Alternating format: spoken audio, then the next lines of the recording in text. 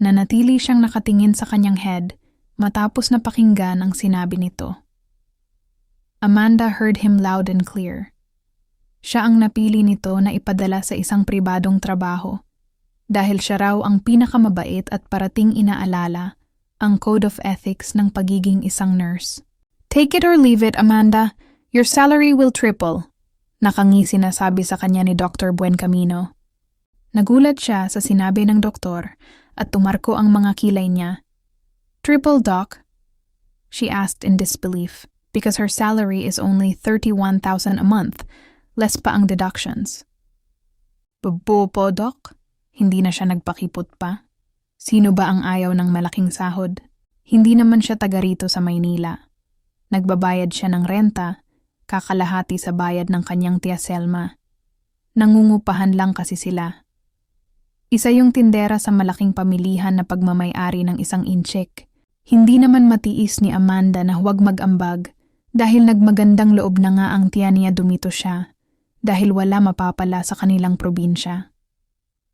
Mula nang mawala sa kanila ang lupang sakahan dahil sa pagkamkam ng isang mayamang negosyante, naging napakahirap na ng buhay.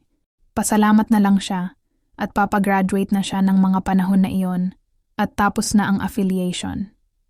Kaya lang, wala nang maipambayad ang mama at papa niya sa mga pinagkautangan. Kaya siya ang nagbabayad ngayon galing sa sahod niya. Buo. At kapag nagustuhan niya ang serbisyo mo, who knows, baka magka-bonus ka pa. I can't tell you the client. It's against his rule. Magli-leave ka lang, tapos balik ka rito kapag tapos na ang trabaho.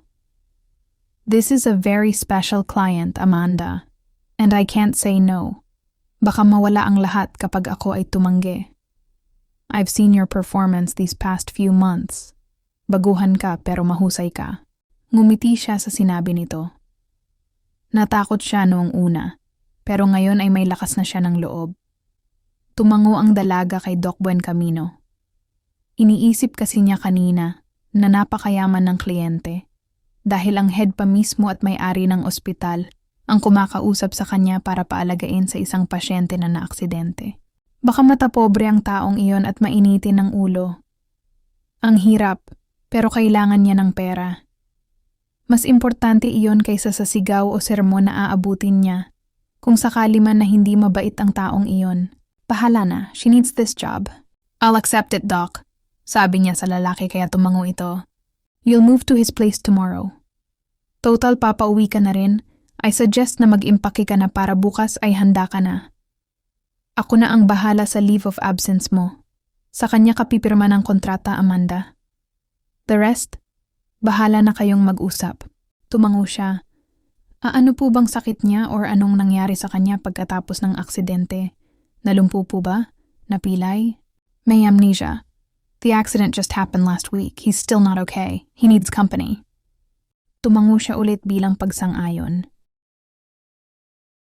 Pagkatapos nila na mag-usap ay umuwi na rin si Amanda sa apartment. Nagmano siya sa tiya Selma na naghuhugas ng pinagkainan nito. Tia, magpapaalam po ako. Sabi niya kaya agad na napatingin iyo sa kanya. Saan ka pupunta? May trabaho po na binigay si Doc sa akin. Mag-aalaga po ako ng naaksidente. Sayang po ang sahod eh. Sa isang buwan ay nasa 100,000 din. Katagalan na daw po iyong isang buwan. Stay in po.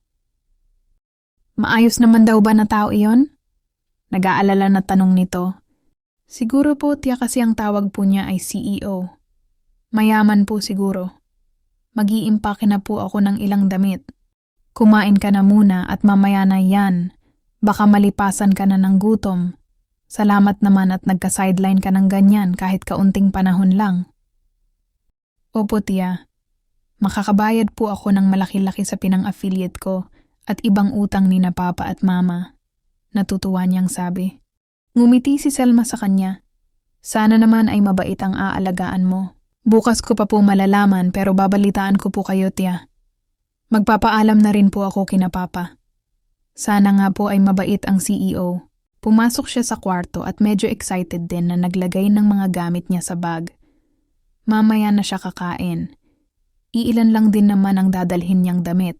Isa pa ay mag-uniform naman daw siya araw-araw, sabi ni Doc Buencamino. Medyo kabado siya sa trabaho na ito pero kailangan niyang gawin. Paano pa at napili siya ng head kung wala iyong tiwala sa kakayahan niya?